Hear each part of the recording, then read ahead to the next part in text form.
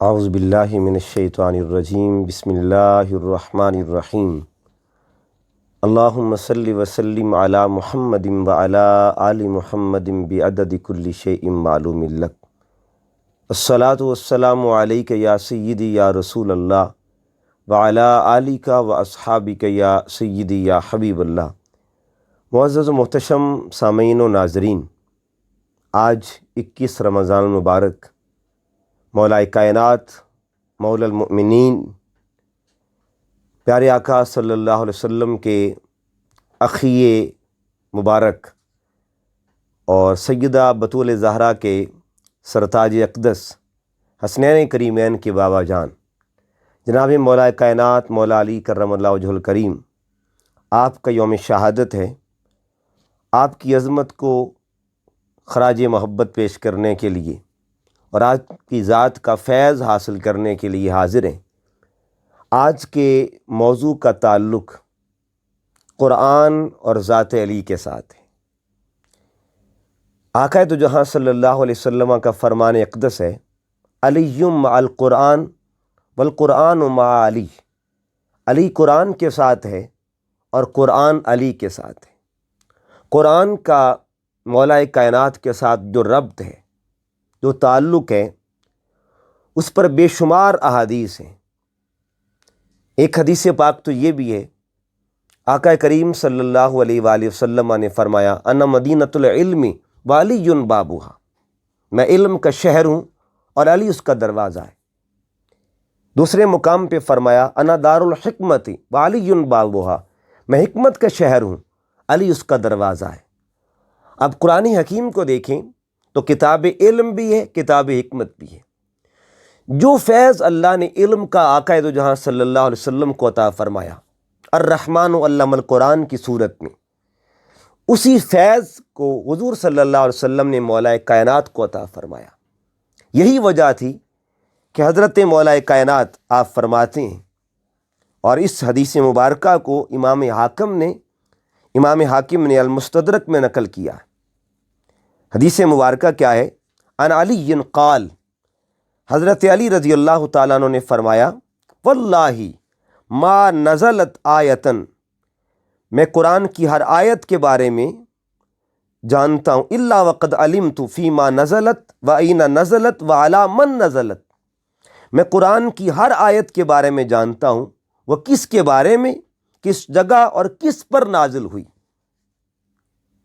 آگے فرمایا، ان ربی وہب لی قلبا عقولا ولسانا طلقا، بے شک میرے رب نے مجھے بہت زیادہ سمجھ والا دل اور فصیح زبان عطا فرمائی۔ یہ آپ کا قول اقدس بھی گواہی دے رہا ہے کہ قرآن کا فیض جو تھا اللہ رب العزت نے مولا کائنات کو وافر مقدار میں عطا فرمایا تھا۔ یہی وجہ ہے کہ مولا کائنات فرماتے ہیں کہ پورے قرآن کا راز سورہ فاتحہ میں، سورہ فاتحہ کا جو راز ہے، علم کا راز ہے، وہ بسم اللہ الرحمن الرحیم میں۔ بسم اللہ کا علم جو ہے، اس کا راز بسم اللہ کی با میں ہے۔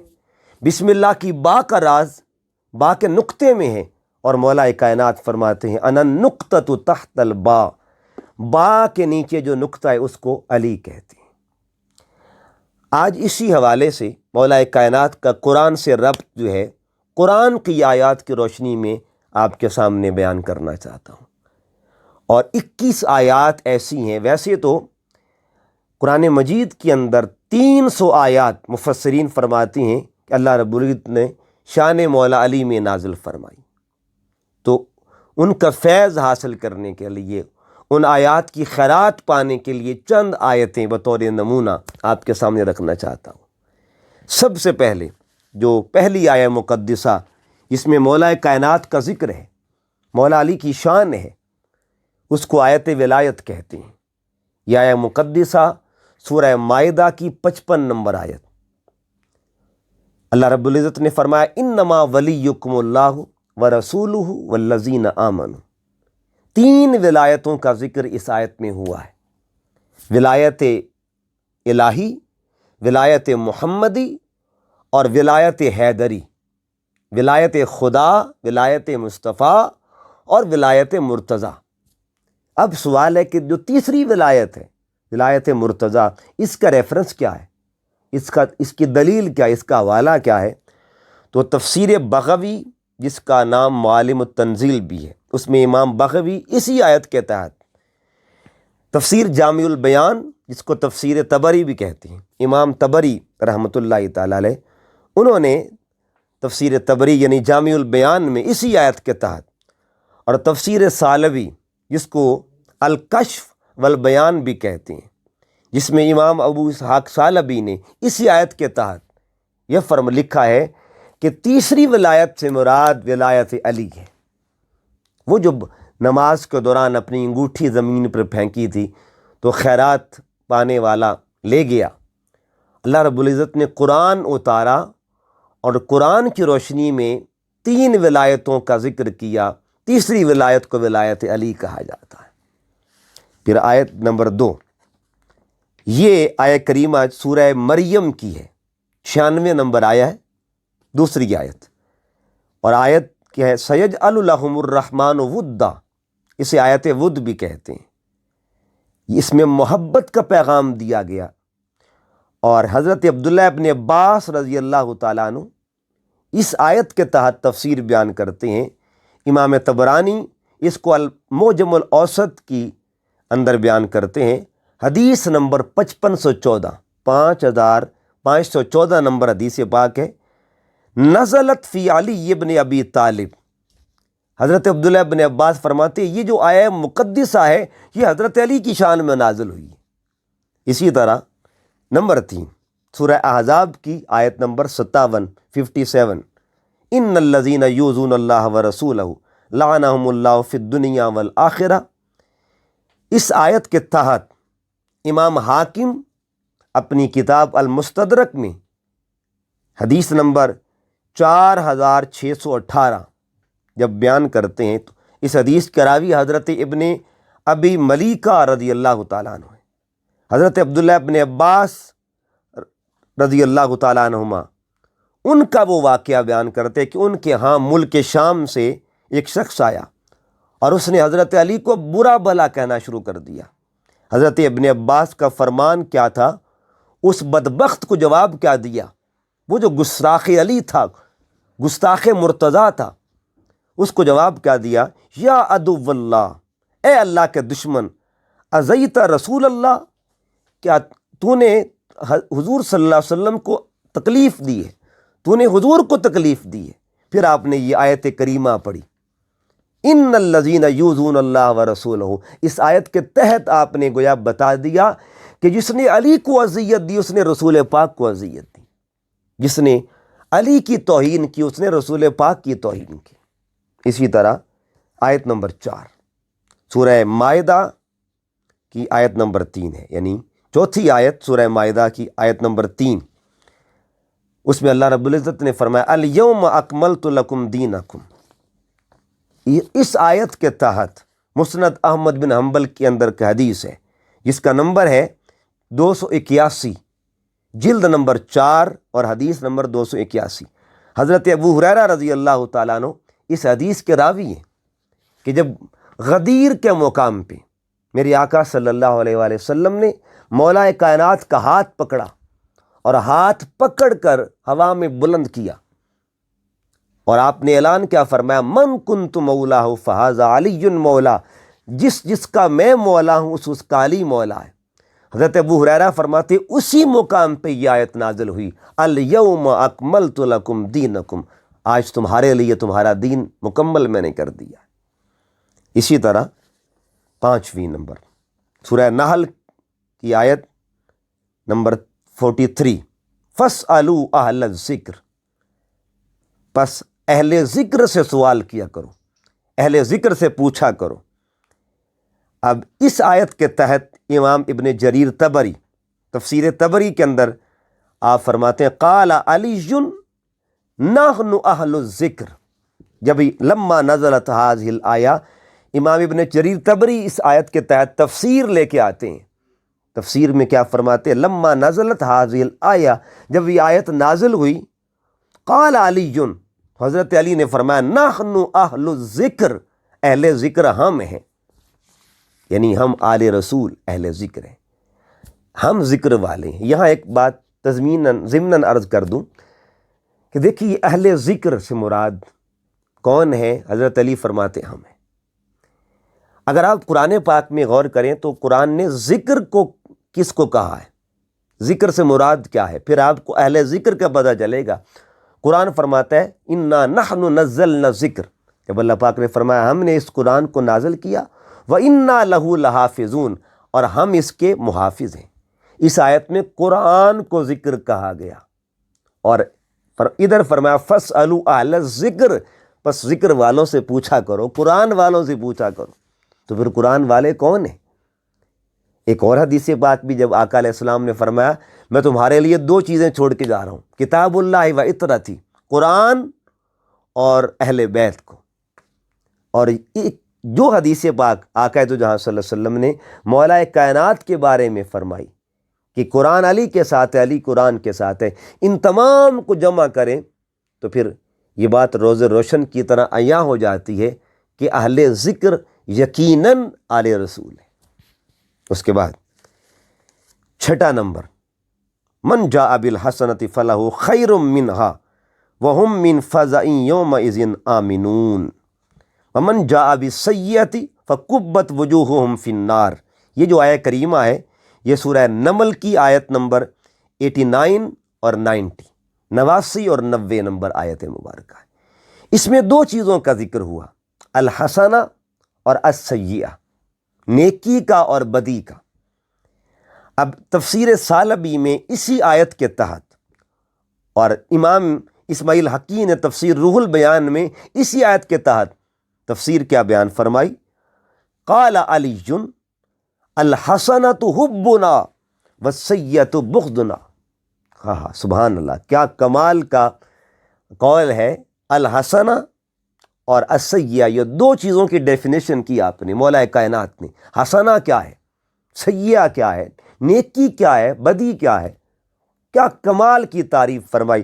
فرمایا الحسنۃ حبنا، نیکی ہماری محبت کا نام ہے، والسیئۃ بغضنا، اور برائی ہمارے بغض کا نام ہے۔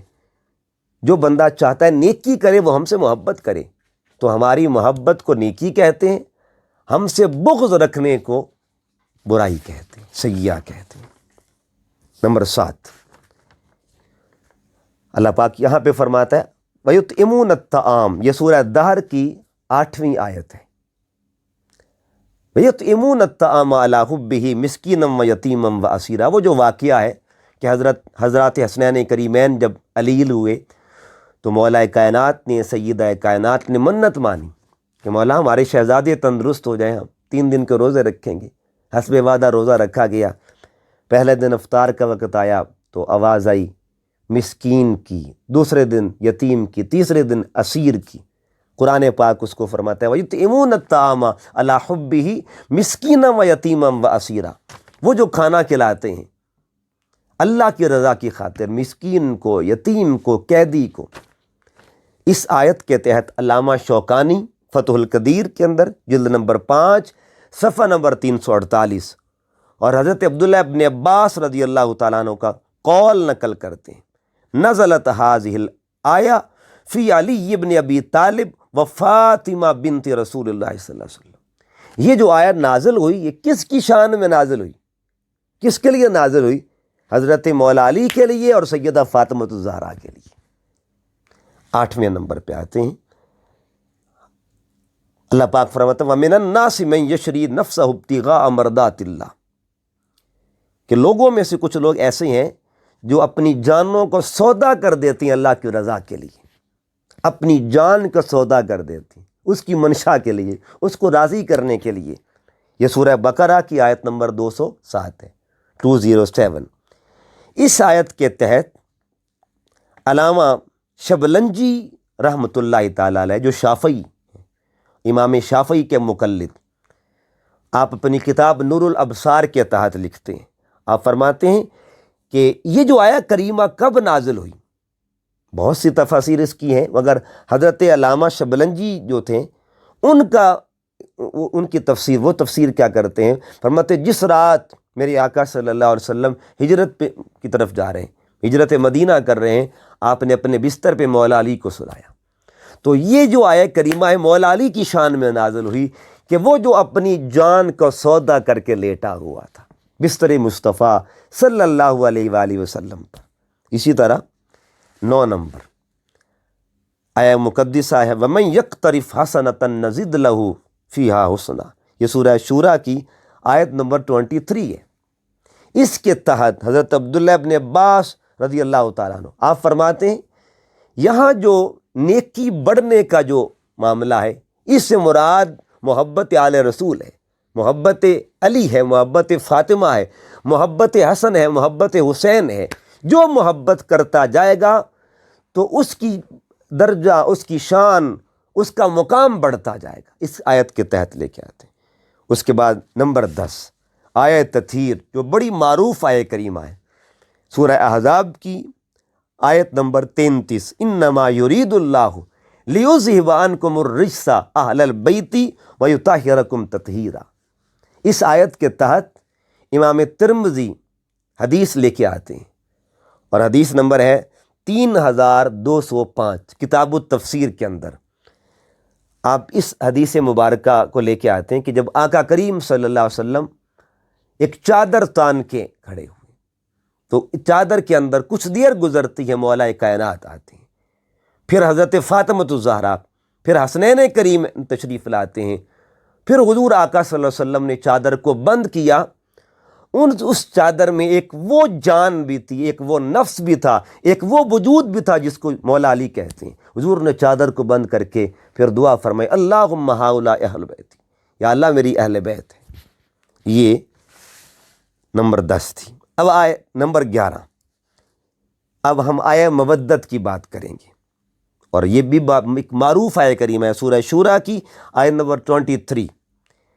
آیہ مودہ کیا ہے؟ قُلْ لَا أَسْأَلُكُمْ عَلَيْهِ أَجْرًا إِلَّا الْمَوَدَّةَ فِي الْقُرْبَى۔ اس آیت کے تحت حضرت عبداللہ ابن عباس رضی اللہ تعالیٰ عنہ وہ فرماتے ہیں کہ کریم آقا صلی اللہ علیہ وسلم سے پوچھا گیا من قرابتک ہؤلاء الذین وجبت علینا مودتہم، حضور آپ کی وہ قرابت کون ہے جن کی مودت ہم پہ واجب ہو چکی ہے، جن کی مودت ہم پہ واجب ہے؟ قال علی و فاطمۃ و ابناہما، تو میرے آقا علیہ السلام نے فرمایا وہ علی ہے، فاطمہ ہے اور ان کے 2 بیٹے ہیں۔ یہ مسند احمد بن حنبل کی حدیث، اس کا نمبر ہے 669 اس میں یہ حدیث پاک حضرت امام احمد بن حنبل حدیث لے کے آتے ہیں، اس آیت کے تحت لے کے آتے ہیں مسند احمد بن حنبل میں۔ اس کے بعد نمبر 12 آیہ مباہلہ، معروف آیہ کریمہ ہے، سورہ آل عمران کی آیت نمبر 61 ہے۔ اس آیت کے تحت حضرت سعد بن ابی وقاص رضی اللہ تعالیٰ عنہ حدیث کے راوی ہیں، اسی آیت کے تحت وہ حدیث آتی ہے جس کو امام مسلم نے آپ نے بیان فرمایا، حدیث نمبر 1871۔ حضرت سعد بن ابی وقاص اس کے راوی ہیں۔ کون؟ حضرت سعد رضی اللہ تعالیٰ عنہ، جن کا تعلق عشرہ مبشرہ کے ساتھ ہے، جن کو حضور نے جنت کی گارنٹی عطا فرما دی، وہ اس حدیث کے راوی ہیں۔ دعا رسول اللہ صلی اللہ علیہ وآلہ وسلم علی و فاطمۃ و حسن و حسین، مباہلے کے دن حضور نے حضرت علی کو بلایا، سیدہ کائنات سیدہ بطول زہرا کو بلایا، حضرت امام حسن کو بلایا، امام حسین کو بلایا، اور پھر آپ کو ساتھ لے کے میدان مباہلہ میں گئے۔ آگے نبوت ہے، پیچھے سب سے پیچھے ولایت ہے، دائیں سیادت ہے، بائیں شہادت ہے، اور ان کے جرمٹ میں طہارت تھی۔ آگے نبیوں کا سردار، سب سے پیچھے ولیوں کا سردار، دائیں بائیں جنت کے جوانوں کے سردار ہیں، اور درمیان میں جنتی عورتوں کے سردار، یعنی جہاں سرداریاں اپنے کمال پر پہنچ جائیں اس مقام کو مقام آل محمد کہتے ہیں۔ تو یہ نمبر 12۔ اس کے بعد نمبر 13 آیہ کریمہ، اور وہ آیہ کیا ہے جس میں اللہ رب العزت نے فرمایا مرج البحرین، جب 2 سمندر آپس میں ملتے ہیں۔ یہ سورہ رحمان کی آیت نمبر 19 ہے، 19 نمبر آیت ہے، آیت مرج البحرین۔ اس کے تحت حضرت عبداللہ ابن عباس فرماتے ہیں کہ وہ 2 سمندر کون سے ہیں جو ملتے ہیں، یلتقیان، جن کا لقاء ہوتا ہے، جن کا ملاپ ہوتا ہے، اور ان کے درمیان ایک پردہ نکاح ہوتا ہے۔ ایک سمندر وہ ہے جس کو بحر ولایت کہتے ہیں، اور دوسرے سمندر کو بحر طہارت کہتے ہیں۔ بحر ولایت سے مراد مولا علی اور بحر طہارت سے مراد سیدہ فاطمہ الزہرا ہے۔ مرج البحرین، یہ دو سمندر ہیں، ان کا ملاپ ہوا۔ اس کے بعد نمبر 14 آیہ کریمہ جس کا تعلق سورہ رعد کے ساتھ ہے، یہ چوتھی آیت ہے سورہ رعد کی۔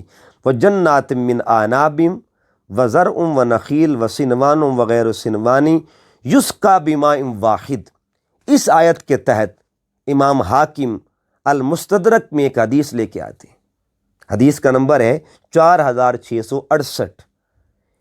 حضرت جابر بن عبداللہ راوی ہیں اس حدیث پاک کے، اور آپ حدیث پاک میں کیا فرماتے ہیں کہ نبی کریم صلی اللہ علیہ وسلم نے حضرت علی کے بارے میں فرمایا، قال علی علی جن، حضور صلی اللہ علیہ وسلم نے مولا علی کے لیے فرمایا، انا و انت من شجرۃ واحدہ۔ اس آیت کے تحت لے کے آتے ہیں، آقا فرماتے علی تیرا اور میرا شجرہ ایک ہی ہے، ایک ہی نور ہے، تیرا اور میرا شجرہ ایک ہی ہے۔ تو یہ اس آیت کے تحت لے کے آئے۔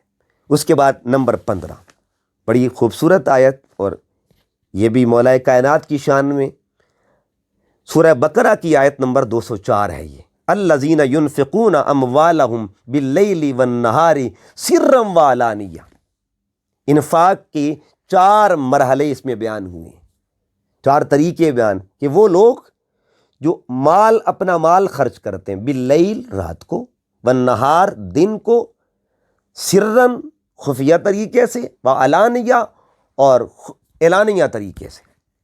تفسیر سالبی میں امام ابو اسحاق سالبی اسی آیت کے تحت لے کے آتے ہیں۔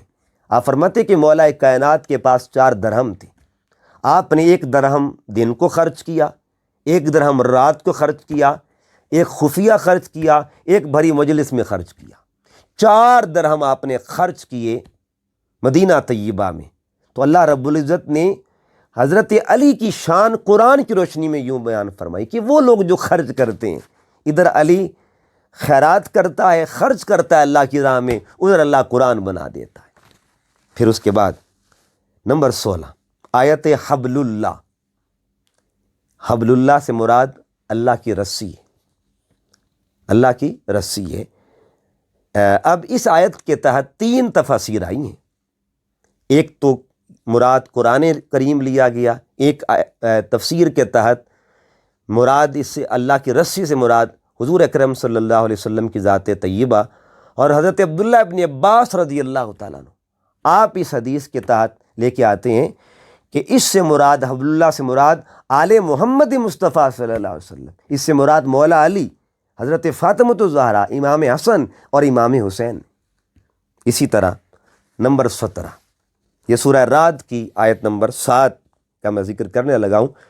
اللہ پاک نے فرمایا انما انت منذر وَلِكُلِّ قَوْمٍ ہاد۔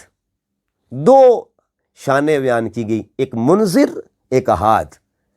اس آیت کے تحت منذر کون ہے اور ہاد کون ہے؟ حضرت عبداللہ ابن عباس رضی اللہ تعالیٰ عنہ فرماتے ہیں آقا علیہ السلام نے فرمایا انا منذر وانت ہاد، اے علی میں منذر ہوں اور تو ہاد ہے۔ یعنی 2 شانیں بیان کی، ایک شان مصطفیٰ ہے، ایک شان مرتضیٰ ہے۔ اسی طرح آیت نمبر 18 یہ افمن کان علی بینۃ من ربہ ویتلوہ شاہد منہ، سورہ ہود میں یہ آیت مقدسہ ہے، اور اس آیت مقدسہ میں ایک لفظ ہے شاہد۔ امام ثعلبی فرماتے ہیں شاہد سے مراد مولا علی ہیں یہاں پہ، اور پیچھے آقا صلی اللہ علیہ وسلم کی ذات طیبہ جو اللہ کی واضح دلیل ہے، آگے شاہد سے مراد مولا علی۔